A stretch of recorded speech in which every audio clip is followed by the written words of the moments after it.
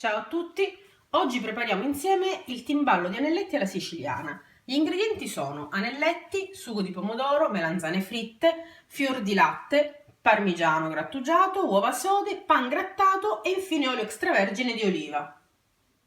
Affettare le melanzane a uno spessore di circa 1 centimetro.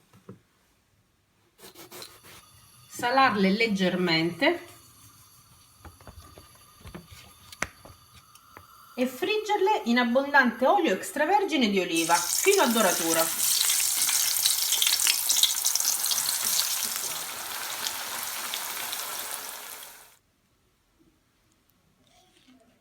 Affettare le uova sode, lessare la pasta in abbondante acqua salata, scolare gli anelletti al dente e condirli con un filo di olio extravergine. Condire con la salsa di pomodoro tenendone un poco da parte. Aggiungere circa la metà del parmigiano grattugiato e mescolare bene. Ungere lo stampo con dell'olio extravergine di oliva e cospargerlo di pan grattato. Foderare lo stampo con le melanzane fritte.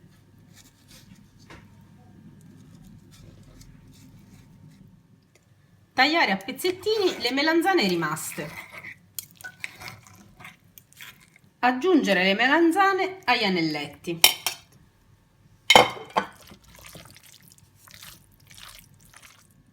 Mettere uno strato di anelletti all'interno dello stampo e distribuirli bene.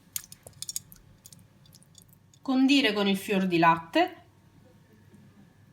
e le uova sode.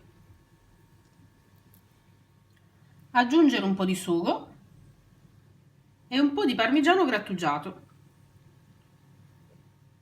Coprire con gli anelletti rimasti, pressando bene.